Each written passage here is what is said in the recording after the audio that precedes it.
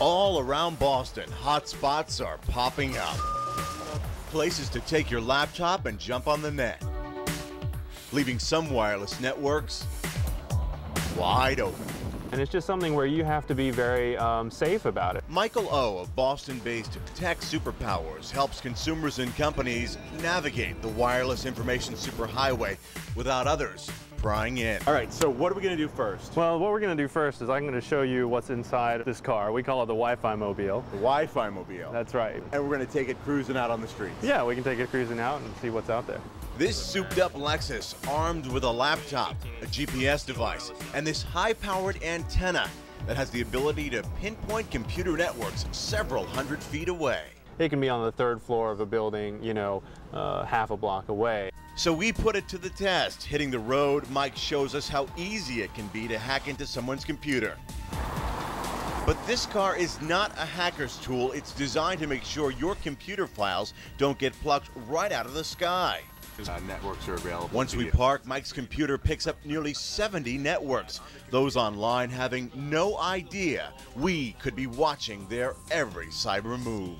So that means right at this intersection, you could potentially tap into 5 different people's computers. Potentially, or 5 different networks. Now and they would have no idea you were doing it. They would have no idea that I'm doing it. Apartments, companies, especially coffee shops, where laptops and lattes are the in thing. Networks right for the picking. The Wi-Fi itself is inherently not secure. So unsecure, hackers could penetrate vulnerable networks and steal all your valuable information. In order to keep strangers out, the computer must be encrypted or locked. So think of it this way. It's like leaving the keys to your front door in the lock and then leaving the keys in the door so anybody can get in. Want to enable it? Yeah, let's enable it. David Friedman takes his laptop to Starbucks all the time, and once there, turns his wireless receiver off so no one can get in. I guess I am a little concerned about the security issues, and that's part of the reason I don't do it. But Friedman may not go wireless at the coffee shop, but he does at home, and he agrees that Michael could hack in if he wanted to. if he knew had the right knowledge, with 4 megabytes of data, he could break the encryption key on my network. Bottom line, it may be your computer network, but hackers could make it theirs. You can never be safe about these things. I mean, that's what it comes down to. He came out of nowhere, and I was like wondering why he had that knife in his hand. A young Everett teen and a friend kidnapped at knife point. Hours later, police catch up with their alleged abductor. She had no shoes on. She was just kind of walking down this way. Another teen snatched from her Fitchburg home, found after an intense manhunt 14 hours later. Both cases where the Amber Alert system helped police find these missing teens within hours. But what if their exact location could have been pinpointed right away? It's not science fiction, it's actual technology. We're looking to provide parents with assurance and peace of mind that their kids are where they need to be and that they're safe. Framingham-based ULocate offers parents the ability to track their kids' whereabouts through GPS or a global positioning system. By using a chip implanted in the cell phone, they can determine their kids' exact whereabouts in a matter of seconds. Here you go. So with the help of the Vento family of North Andover, we decided to put the technology to the test. Bye, Mom. Bye. 16-year-old Laura and a friend with a GPS tracker in tow leave the house and go for a walk. A nice long walk. See where the red dot is? Yes. That's where she's traveling to. Meantime, back at the house, Mom and Laura's 13-year-old sister Emily log on to ULocate's website, tracking Laura's every move. After the experiment is over, Mom says she's not into it. I feel like I've raised them to have good communication, and that this would violate that. Mom says she feels it would fuel an atmosphere of distrust and create friction with her children. They would feel like I was spying on them. Do you think it violates the trust you have with your parents? Yeah, a little bit. Like, definitely, actually. Or is it just the fact that you don't want your parents to know where you're going? Oh, no. Sure? Yeah, I almost always tell my mom where I am. Schross says there's no question that teens like Laura will feel like their privacy is being invaded. The goal is not to be tracking someone every minute of the day and snooping. It's to have something that they can fall back on, that if they should become concerned, they've got a way to sort of alleviate that concern. But he says in general, parents need to have a certain sales pitch. The teens get the privilege of using the phone, while mom and dad get the peace of mind of knowing where their children are. But even though this mom isn't too keen on tracking her teens, many other parents are. But because it's a cell phone, they can face certain setbacks. And the bottom line, if Laura didn't want her mom to know where she was going, I'd leave it at home. But that wouldn't happen. You sure? Yeah, I'm a very honest person.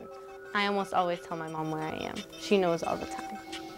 And for more information, you can log on to the company's website at youlocate.com.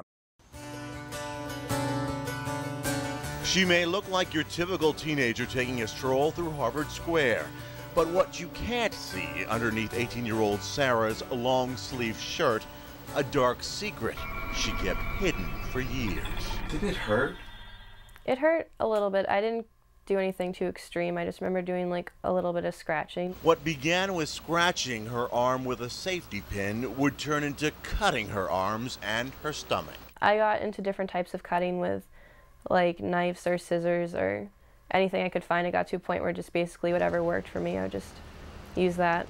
Sarah's story, just one of many. Perhaps one of the most famous cutters, the late Princess Diana, who started cutting after her failed marriage to Prince Charles. Angelina Jolie, Johnny Depp, Christina Ricci, all admitting to self-mutilation. Bands like the Goo Goo Dolls sing about it with lyrics like, "Yeah, you bleed just to know you're alive." As for Sarah, when her parents found out, they brought her here to this private psychiatric facility. If you cut yourself, you immediately become calm and relaxed. They feel things deeper than most people, quicker than most people, and longer than most people, and don't have the skills to manage the high horsepower emotional system that they've got. And cutting calms you down.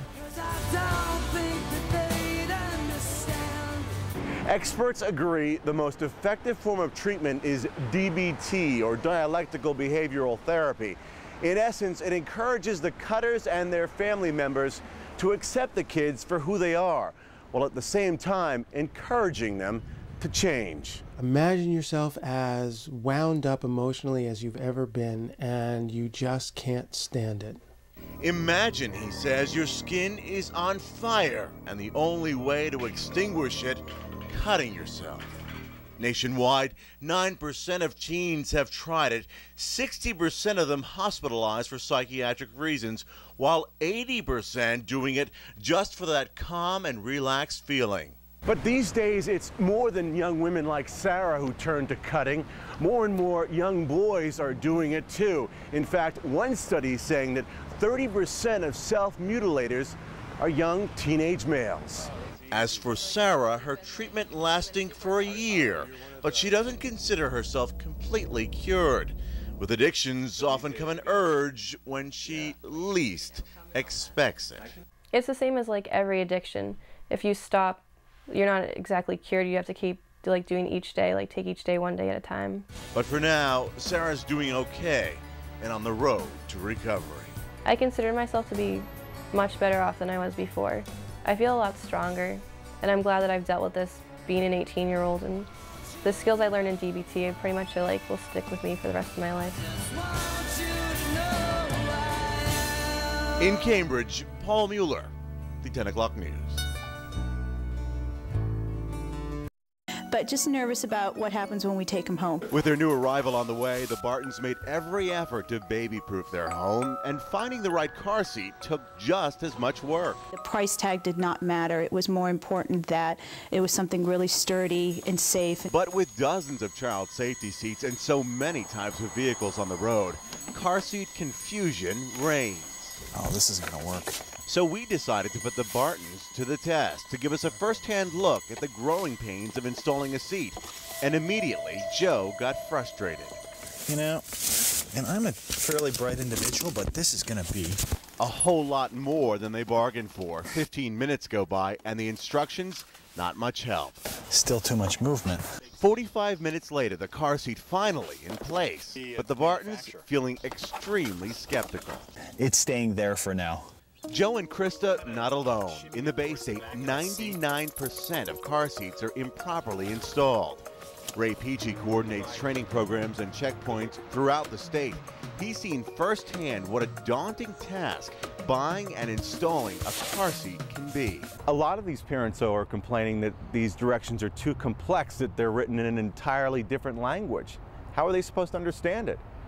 No, they're not. I mean, you know, they're written by lawyers. Most of them are written by lawyers so that lawsuits are minimized for the companies. That's why professionals like Peachy are required to take a 40-hour training course before they become certified. Now, if it takes 40 hours for someone to learn this, to do this professionally, how is a parent supposed to get the hang of this? They're not. It's difficult. They probably don't. Who's to blame here? The car seat manufacturers and the motor vehicle manufacturers need to start talking and making it easier to install. Gabriel Cano of the National Highway Traffic Safety Administration says car seat manufacturers have been making instructions and installation easier as each year goes by. A lot more illustrations. That way it distributes the force evenly in the crash, okay? Cambridge cops believe fear can be a great motivator. Out of the more than 500 seats inspected so far this year, only one was properly installed. Do you think parents really know the danger they're putting their children in? A lot of parents don't understand they have the seat in improperly. Guilty because I was exposing her to some kind of danger. These officers not blaming parents, but trying to empower them with knowledge. I mean, people drive out of this driveway every day, and that child is safer because they came here. I mean, no matter how they came in here, they leave safer. What's your best advice to parents? Find a technician in their area and have the seat properly installed. As for Krista and Joe, they've learned a valuable lesson and plan on taking that advice. You did the best that you could. Of course. There's an art form to doing this. There's got to be.